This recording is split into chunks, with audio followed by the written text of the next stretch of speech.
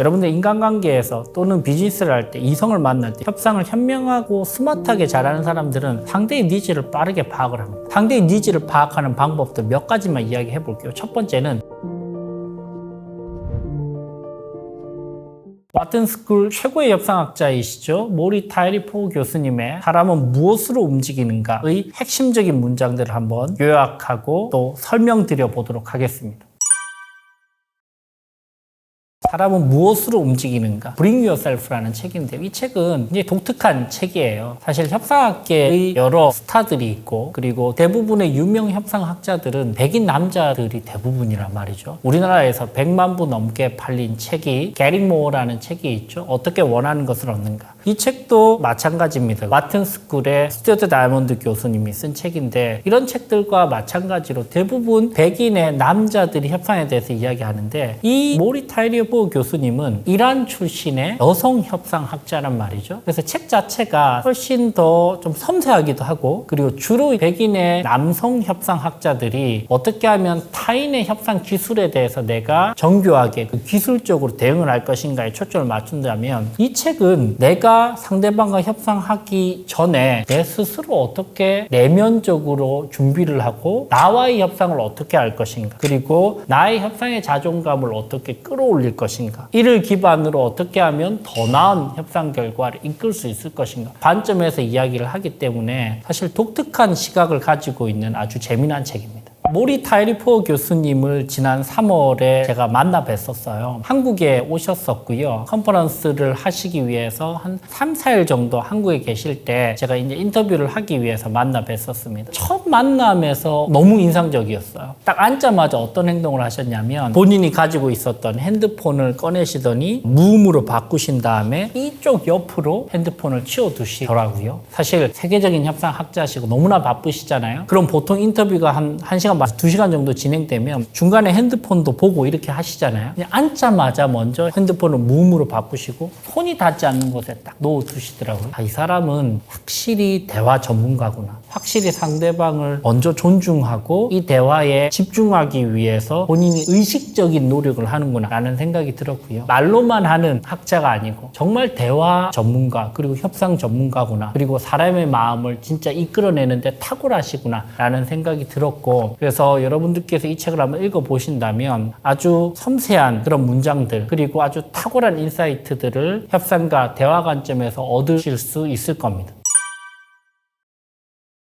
모리 타이리포 교수님이 가장 강조하시는 부분이죠. 결국 모든 협상의 출발점은 바로 자기 자신이라는 겁니다. 여러분들 제가 협상 바이블이라는 책을 쓰고 기업의 많은 협상 교육들을 진행을 하면서 느낀 점이 최근에 많은 사람들이 협상과 대화의 자존감을 물어보면 저는 협상 대화 자존감 20점인데요, 30점인데요, 40점인데요 이렇게 이야기하시는 분들이 생각보다 너무 많단 말이죠. 여러분들 먼저 타인과의 협상, 타인과의 대화를 내가 잘 하려면 스스로와의 대화 그리고 스스로에 대해서 잘 알아야만 타인과 대화와 협상이 잘 된다는 측면에서 모든 협상의 시작은 뭐다? 나 자신과의 협상입니다. 내 자신과의 협상 그리고 내가 원하는 것이 무엇인지 그리고 내가 어떤 부분에서 불편해하고 있는지 나의 감정 상태는 어떤지에 대해서 먼저 잘 알아야만 그래야 상대방을 설득하고 상대방과 협상을 잘 해나갈 수 있을 겁니다. 이런 이야기들을 하시죠. 원래는 경쟁을 싫어하는 사람이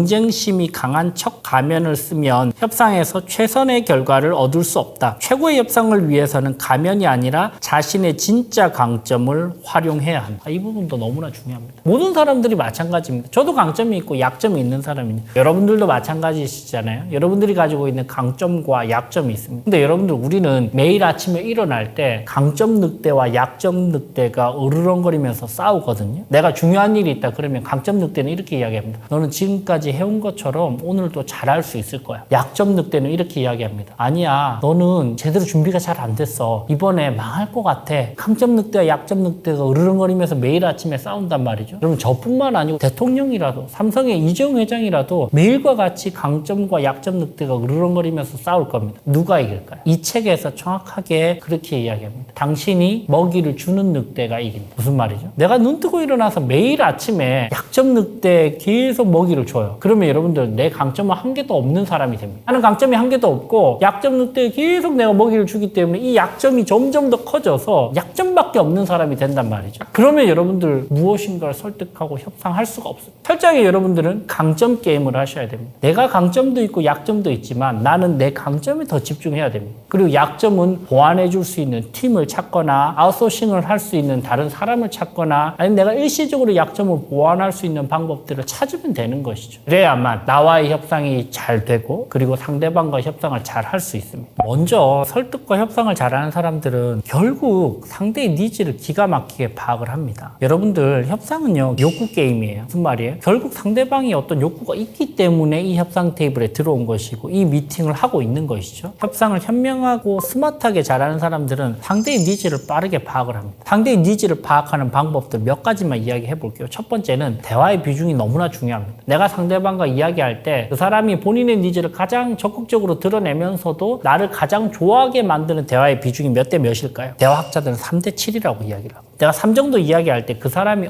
내가 이 대화를 주도하네? 저 친구 내 대화를 참 잘 들어주네? 그러면서 정서적인 만족감을 느끼면서 나를 좋아하게 되면서 본인의 니즈를 드러낸다는 것이죠. 대화의 비중 너무나 중요하고요. 두 번째는 상대방의 대화 속에 3번 이상 반복적으로 등장하는 단어는 대부분 니즈입니다. 놓치면 안 돼요. 15분만 집중을 해봐도 그 사람이 반복해서 쓰는 단어가 분명히 나온단 말이죠. 이 부분 여러분들 주목하셔야 돼요. 세 번째는 질문법인데요, 여러분들. 초짜 판사들과 노련한 판사들이 증인신문을 할 때 증인신문 방식이 달라요. 초짜 판사들이 이렇게 물어봅니다. 증인, 지난 3월에 이런 행동을 했던 적이 있나요? 단편적으로 물어봐요. 그러면 사실 증인들은 변호사랑 이미 사실 그런 예상 가능한 답변에도 준비를 했기 때문에 아주 편안하게 이야기를 합니다. 변호사들도 증인들도 굉장히 뜨끔하면서 대답하기 까다로운 유형의 질문이 이런 방식이죠. 노련한 판사들은 이렇게 물어봅니다. 증인, 지난 3월 달에 이런 행동을 했던 적이 있던데 특별한 이유가 있었나요? 이렇게 물어보면 변호사도 조마조마해요. 꼭 이런 질문을 하면 증인들이 쓸데없는 이야기를 해. 이 쓸데없는 이야기 속에 여러 가지 시그널들이 전부 다 노출된단 말이죠. 여러분들이 질문 방식의 큰 변화 파악하셨나요? 첫 번째는 what으로 물어봤어요. 단답형. 두 번째는 why로 물어보는 방식. 오픈형으로. 그죠? 결국은 우리는 더 밸류어블한, 더 가치 있는 정보를 파악하기 위해서 오픈형 퀘스천을 할 필요가 있다. 라는 부분까지 한번 정리를 해봤습니다. 이런 사람들이 있죠. 나 그거 한 번만 좀 해주면 안 돼? 주말에도 갑자기 연락해요. 주말에 미안한데 그러면서 이거 좀 해달라. 나는 지금 주말에 좀 쉬고 싶은데. 그래도 여러분들 한두 번은 그냥 해준단 말이죠. 여러분들 이런 순간에 잘 생각을 해보십시오. 그 사람은 지금 나의 가치를 충분히 존중해주지 않고 있어요. 그죠? 그리고 여러분들도 만약에 거기에 계속 응하게 되면 스스로의 가치를 충분히 존중해주지 않는 겁니다. 당신의 가치가 충분히 존중받고 있는지 항상 스스로 점검해야 된다. 제대로 존중받지 못한다고 느끼면서도 계속 시간과 노력을 내주면 자신의 가치에 회의감이 들기 시작하고 모종의 습관과 패턴이 생겨 부정적인 상황이 지속될 수 있다. 또는 억울한 마음이나 분노가 차오를 수도 있으며 이 역시 해롭기는 마찬가지다. 내가 아무런 돈을 받지 않고 내가 아무런 보상을 받지 않고도 주말에 그냥 내 시간을 할애를 해주는 것이 당연한 사람이 되는 것이죠. 그것은 여러분들 스스로의 가치를 평가하는데 부정적인 영향을 미친다는 거예요. 여러분들의 가치가 충분히 보상받고 있는지 충분히 존중받고 있는지를 스스로 면밀하게 생각을 해보셔야 됩니다. 거절할 때는 거절하셔야 돼요. 나의 가치가 이렇게 존중받지 못하게는 나는 일을 안 하겠다, 신경을 쓰지 않겠다,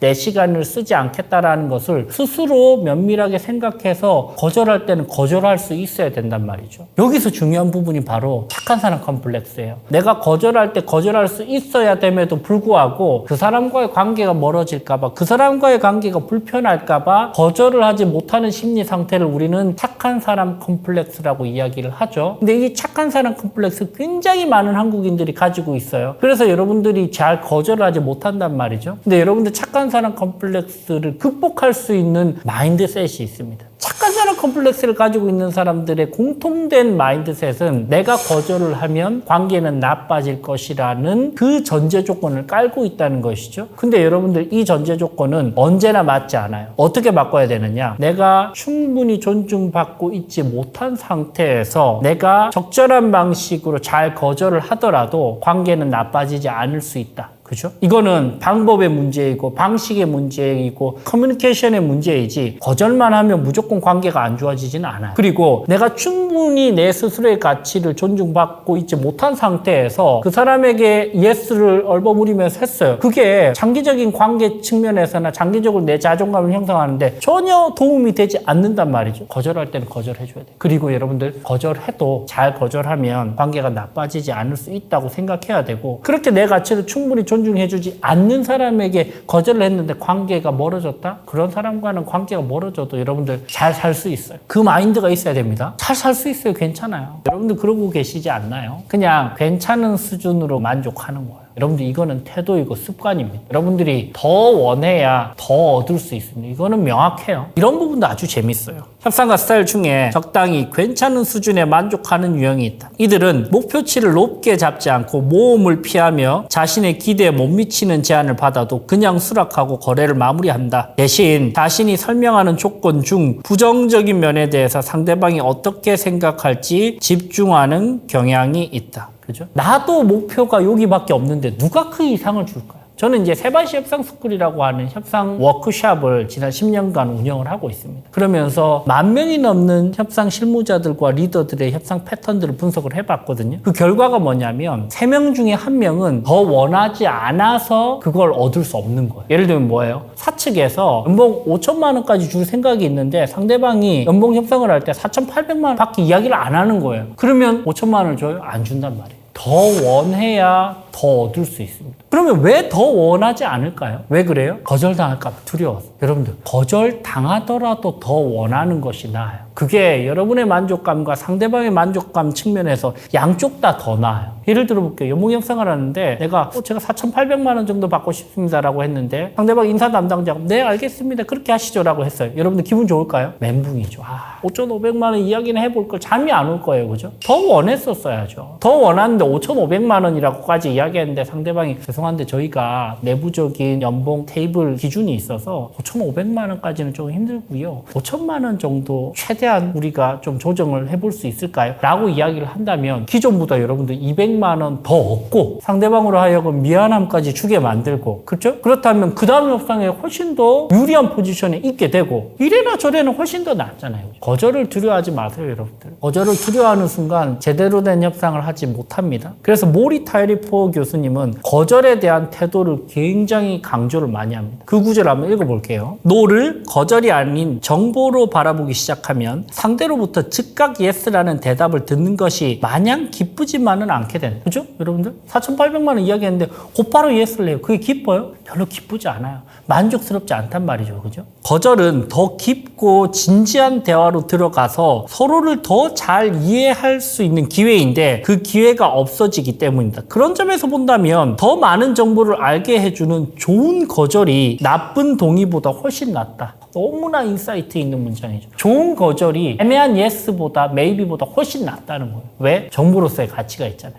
오케이. 내부적인 기준이 있구나. 요까지는 허용이 되는구나. 그럼 향후에는 내가 요렇게 해서 더 이야기를 해봐야 되겠네. 이런 여러 가지 정보들을 파악할 수 있고 서로 머리를 맞댈 수 있는 진지하고 더 깊은 대화를 할 수 있는 그런 좋은 기회를 제공한단 말이죠. 그래서 여러분들 영혼 없는 예스, 애매모호한 메이비보다 차라리 진지하게 생각해본 노가 더 낫다는 의미. 왜? 거절을 정보로 바라보면 그렇다는 거예요. 그래서 여러분들 거절에 대해서 트라우마를 가지시면 좋은 협상을 못합니다. 거절은 정보예요. 그죠? 그래서 거절당하는 것은 이런 정보를 이야기를 하는구나. 그럼 내가 그 다음에는 이렇게 이야기하면 되겠구나 라는 전략적 활용을 해보실 필요가 있습니다. 결국 여러분들 우리가 부정할 수 없는 대전제가 한 게 있단 말이에요. 여러분들 인간관계에서 또는 비즈니스를 할 때 이성을 만날 때 여러분들 부정할 수 없는 대전제는 결국 나는 나를 인정해주는 사람에게 마음이 끌린다는 겁니다. 여러분 이 부분을 놓치면 안 돼요. 우리는 대화 첫 초반 10분 동안에 반드시 상대방이 어떤 인정받고 싶은 욕구를 가지고 있는지를 빠르게 파악을 해서 이 부분을 충족시켜줘야 돼요. 그 사람이 예를 들면